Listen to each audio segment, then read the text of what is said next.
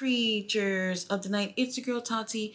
Before we talk about Ring of Honor, I just want to say that Ring of Honor Final Battle pay per view will be at the legendary Hammerstein building in New York. Now, I'm still crying that it's not going to be in Texas like they've been doing the past few years, but that's okay. We have All In next year. Now, for those of you who want to buy tickets, I will say this: they're still doing the VIP pre-sale. They still have the pre-sale going on. You do need a pre-sale code to be able to access these tickets until Monday. Monday they will be having the general public, meaning everyone can be able to purchase whatever tickets are left for the show, and you don't need a code. So if you're looking to buy something this weekend with a pre-sale code, it is the letter AEF, the number 9, AEW. Put in that, then you'll be able to unlock the tickets that they have on sale right now, and then you can be able to purchase. I will say this though, the tickets are being sold on Ticketmaster. And as someone who is still crying over what I had to pay for the VIP tickets for All In, simply because the Ticketmaster fees is just absolutely astronomical. I'll say I did not think that I was going to spend another $500 in just the Ticketmaster fees alone. And it's just absolutely insane. So beware of that. The more you spend on your tickets, the more that the Ticketmaster fees is going to be. And unfortunately, it's a fucking joke what they're doing over there in Ticketmaster. They do have VIP packages. The VIP packages are the ones with the floor seats that are available right now. So there are some floor seats available, but they're only with the VIP packages. All the other tickets that are available right now are, like the 100 section, 200 section, 300 section. So these are not floor seats. Now, you could wait until Monday to get whatever other floor seats without having to purchase a VIP ticket. But for that, you have to make sure you're one of the very first people in queue when the tickets go on sale at 10 a.m. Eastern Time. So for anybody who wants to, go ahead and check that out. I just gave y'all the pre-sale code. Y'all can put that in up until Monday if you want to try to get your tickets early. However, when it comes to pre-sales, they are just like limited tickets that are available. So, y'all see what y'all can get with those. Now, let's talk about the results of the Ring of Honor episode tonight. This was a really, really great show. All right, so this is episode 91 of Ring of Honor. 91, y'all. Tony Khan, I don't know how you made it this far, bruv, but I appreciate you. I appreciate you. We actually had what I felt like is the best wrestling show I saw this week. And yes, I'm putting that over Dynamite, which was the Full Gear Go Home show. And the reason why is because with this show was a little different. We had some New Japan stars in the show that was wrestling, so it kind of felt like you were just getting a bit of a different vibe by seeing people that you normally don't see within Ring of Honor AEW in the ring. So for me, I just felt like wrestling wise, there wasn't really much of anything going on backstage or anything in terms of promos. There was only one promo, a video that we had from the Righteous. Other than that, it was straight up wrestling. And yes, they unfortunately had a pretty long classic match in the middle of the show, which I'm still not feeling. But other than that, in terms of the quality of these matches, I felt like Ring of Honor was just the best show that I've seen this week. Now, we started off with Gabe Kidd versus Angelico. Title was not on the line. And the chemistry was great. A little bit on the short side. Gabe is absolutely so dominating. I really love him. And you know what? AEW, I don't want to say they're a little bit more family friendly, but I would say that Ring of Honor is a little bit more on the tame side. So you don't get to see the type of Gabe Kidd that you would normally see in New Japan, where he's flipping people off and saying outlandish things on the microphone. So we didn't get a chance to see that, but we did get to see his ruthless side in the ring against Angelico. Angelico, he tried to hold his own, but that wasn't enough for him to take the win. And I will say this must have been taped right after the Fighting Spirit pay-per-view that they had about 2 weeks ago, where they were in Massachusetts, and I think they were still like in New Hampshire or something like that for Collision.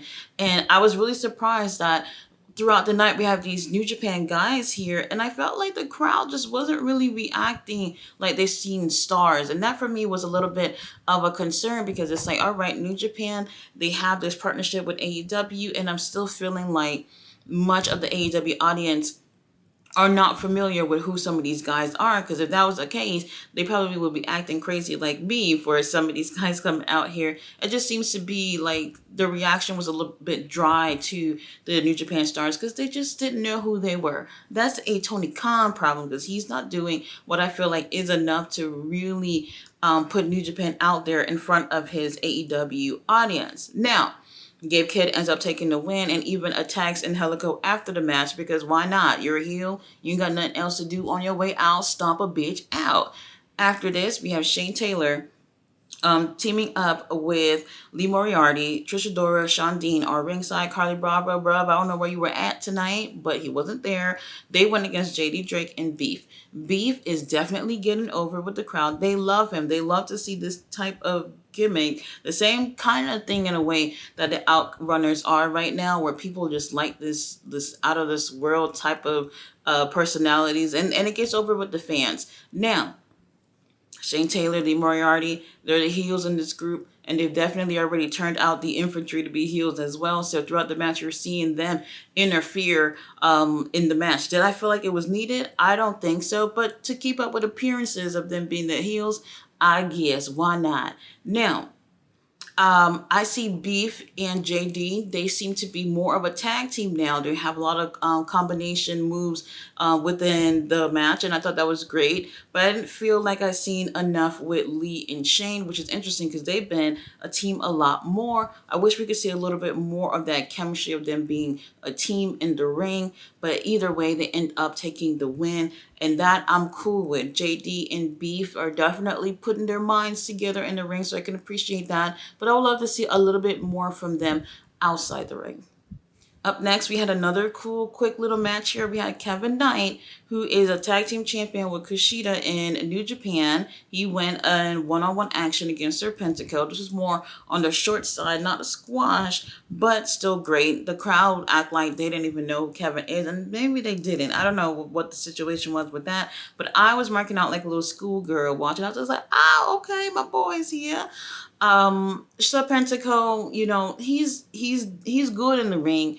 But for whatever reason, he just doesn't do it for me or whatnot in terms of the personality department. So I'm cheering for Kevin anyway. Kevin does end up taking the win.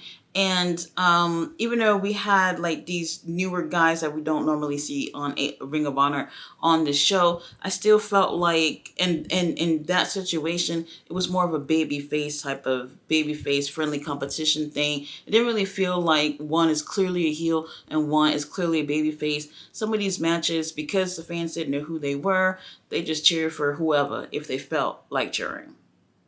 Now, I do want to mention that after the match with Shane Taylor Promotions and JD and Beef, unfortunately, I just remembered, I was trying to forget this, but after the match, Shane Taylor Promotions went to beat up JD and Beef, and boo-hoo, they get their ass stomped on, which I appreciate. Who didn't appreciate that was the Undisputed Kingdom coming out there playing Captain Saberhose. And saving JD and Beef, and I'm just like, look what they've done with my boys. Look what they've done to the Undisputed Kingdom. For me, I just feel like they just don't fit as baby faces. And then hearing on commentary them saying really nice things about the Undisputed Kingdom, I was just like, oh, so y'all talking about how great of wrestlers they are and all that, but y'all couldn't say that when they were heels, but now they're just getting nothing but praise, which is just so hypocritical to me. But for me, I just feel like something about them where it's like, I would prefer for them to be heels, and I feel like they fit better that way. So I just don't like. I don't know. I just don't like it. I don't like it. We did have Tomohiro Ishii versus Mike Bennett. We haven't seen Mike Bennett in singles action in quite some time. And this is another situation where it's just like two baby faces just having friendly competition with each other. And I was just like, oh, okay. I don't know. The match, really, really great. Don't care for Mike being a babyface in this situation, but we do know that Ishii will be going against Chris Jericho for the what title was that again? Ring of Honor world title. You see, I forgot because Chris Jericho ain't doing a damn thing over there. I will say this: they do have a new opener for Ring of Honor, and the very first person you see, obviously, is Chris Jericho, and then the very last person you see before the show starts is Chris Jericho, and I find that to be interesting because I get it. They're doing that because he is the Ring of Honor world champion. However, he has yet to step foot on Ring of Honor since he's won that title. So to be honest, I feel like he doesn't even deserve to be in that spot at all. But whatever.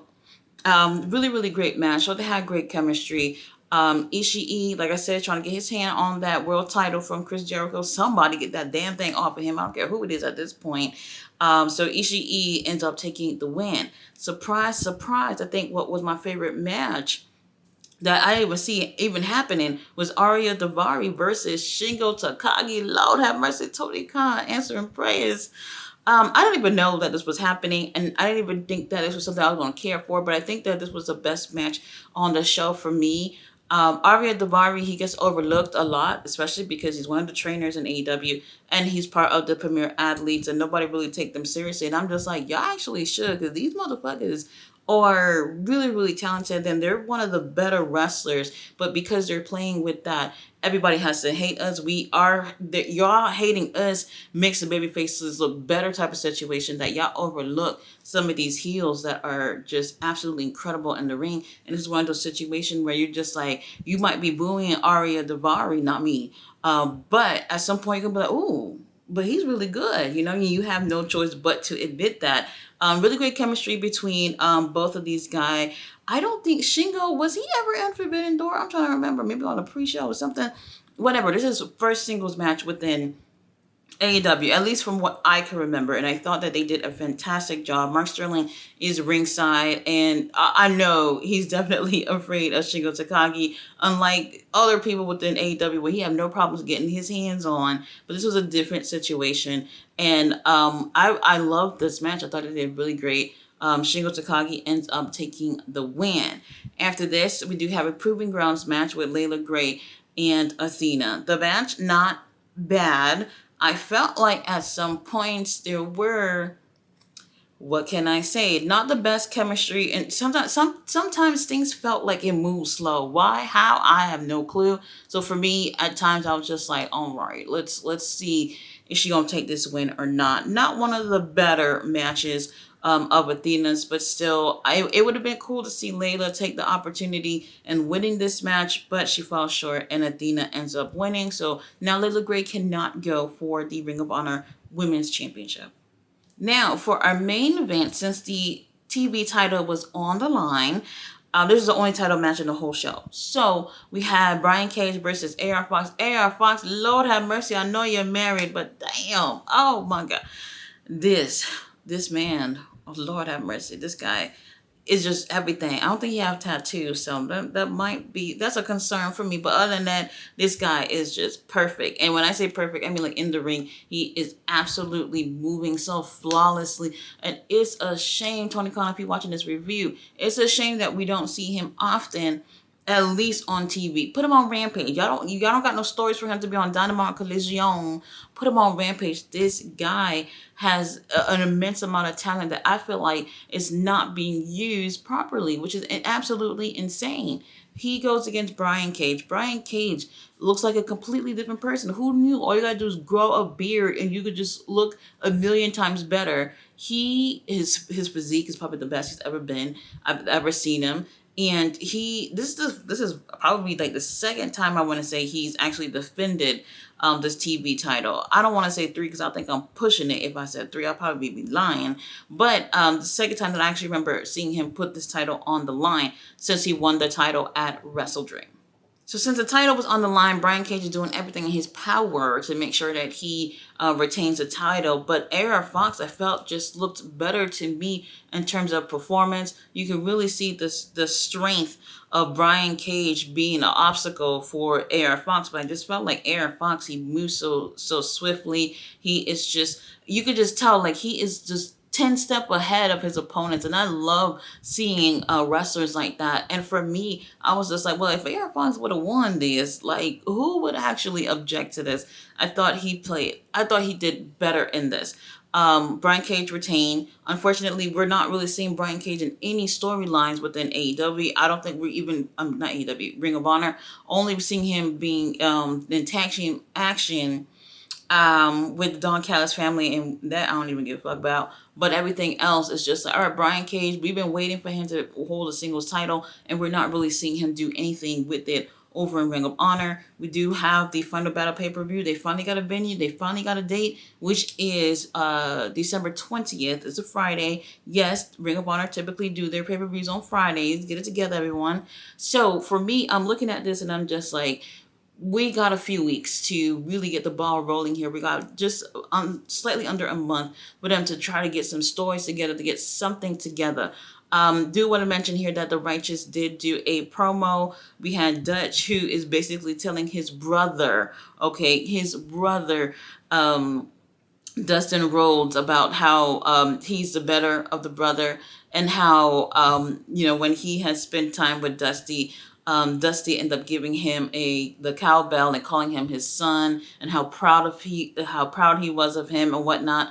And I'm just like, I know Dustin is somewhere watching this, and it's just bothering his soul to hear someone refer to Dusty as their father, other than his actual blood siblings. But I thought it was very antagonizing of Dutch to pretty much come off to be like the little brother of Dustin Rhodes. So we're getting really, really personal with this promo, and finally we're having stories with the Righteous in it, because I really, really love these guys, and I don't think we've actually seen anything much of them up until this point. So I'm pretty sure they're saving that tag team match with the Righteous versus the Sons of Texas for Final Battle pay-per-view.